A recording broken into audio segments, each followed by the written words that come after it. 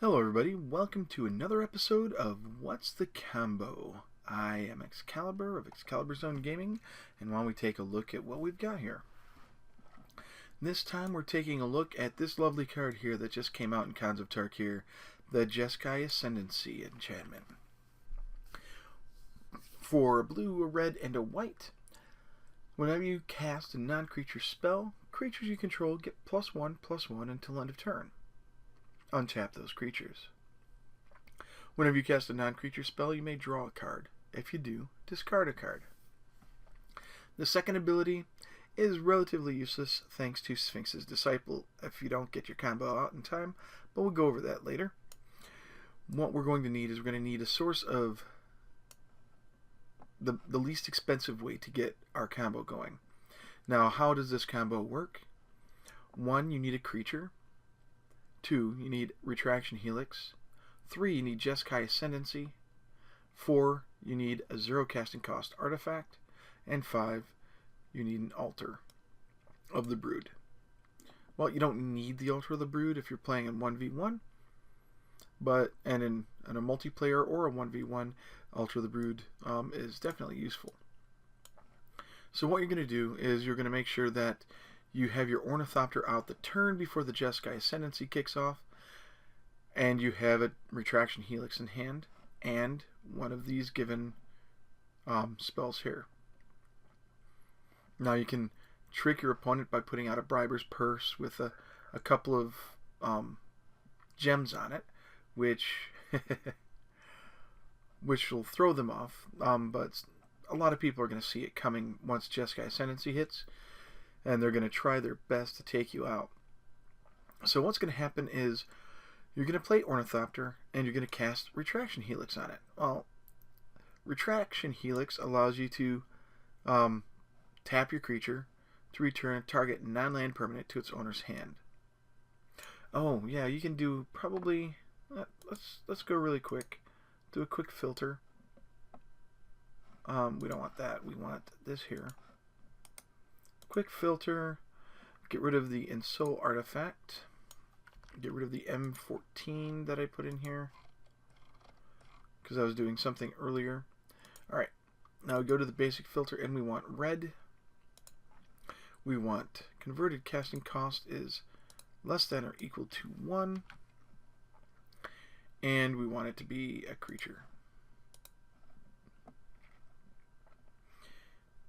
Excuse me, and I want to find a specific critter. We're going to go ahead and here it is. It's a monetary Swift Spear.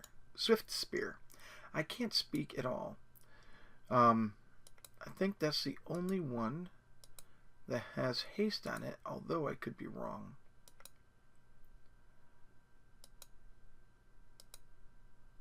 Yep, that's the only one with haste. So this was made for this combo. Let's pull her up. She is going to be scary. You can do the combo immediately the turn after you put down the Jeskai Ascendency. I can't speak tonight. I don't know what it is. It could be that I just spent the past hour doing a live stream, so my lips are a little bit flappy here. So we're going to pull the Ornithopter out of the way, and we're just going to go ahead and go with these guys here. There we go.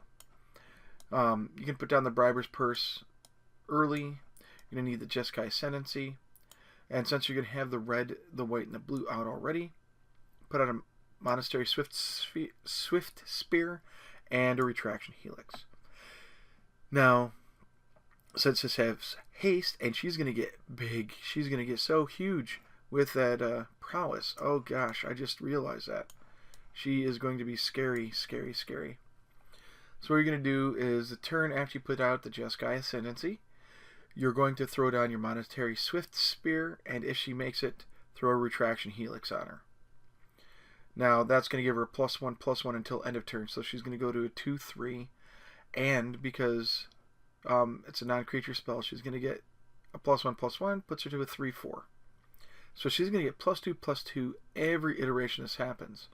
So because the Retraction Helix was cast, she's going to untap. So you can attack with her, completely throw it off guard, and then cast Retraction Helix, and boom, she's suddenly larger and able to tap again. You throw it on Briber's Purse for nothing, or you have it out already. With Briber's Purse out there, you then tap Monastery Swift Spear to bring the Briber's Purse to your hand. Then you just put it back down, because X can be 0. And she untaps and gets a +1/+1 and another +1/+1, until end of turn. Then you tap her, bring the Briber's Purse into your hand, and cast it for 0 again, and so on. Rinse and repeat, rinse and repeat, rinse and repeat. Now this is the fastest way to do it. You can do an Ornithopter, which can come out at any time before Jeskai Ascendency. So Ornithopter can come out on turn 2. It cannot come out on turn 3. It could come out on turn 4. So there's that. Astral Cornucopia can take place of Briber's Purse, and so can Tormod's Crypt. And you're going to want to be sure that you do it in a surprise way. Tormod's Crypt is one way, because with all the delve going on, Tormod's Crypt, I think, was put in M15 to make sure that you could handle the delve. But Astral Cornucopia is, if you play it without paying for X, it's going to be surefire way that Jeskai Ascendency is coming out. But it's a good idea to have it, because if you have like blue, red, red, and you're missing your white, you put out your Astral Cornucopia by paying the 3, so you get 1, 1, and 1, and boom, you can now make your white. So use Astral Cornucopia to kick everything off with the Jeskai Ascendency the next turn, because then you'll have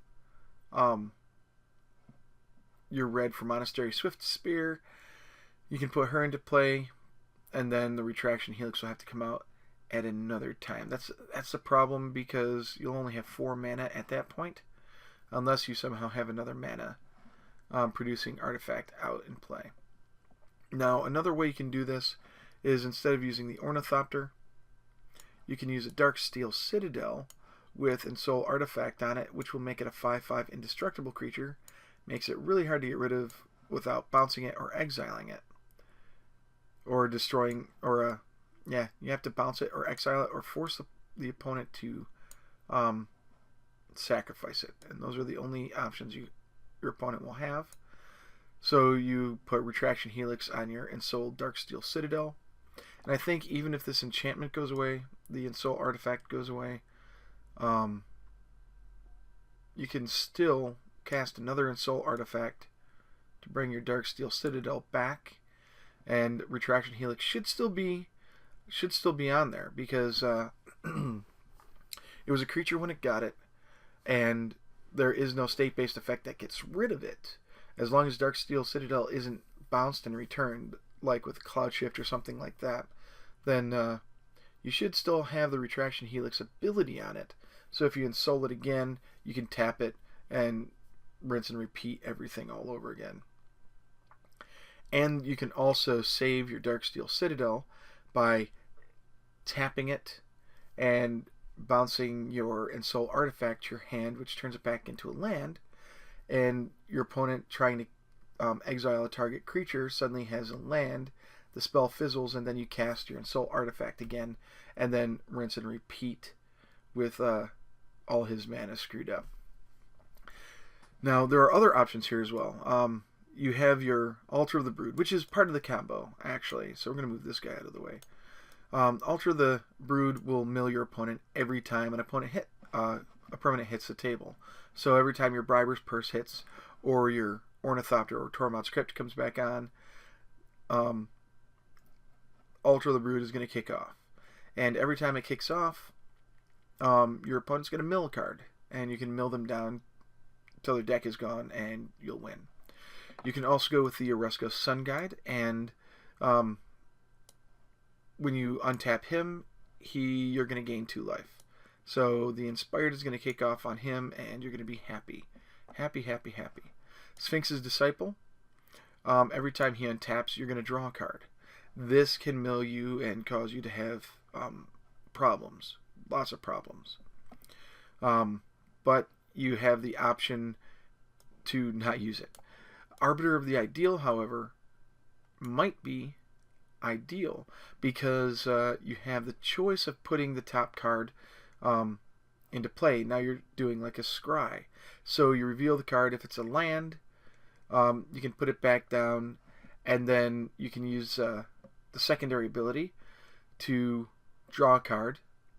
And if you do, discard a card. So you draw the card, then you discard the card, and repeat the Arbiter of the Ideal and get all your pieces back out into play.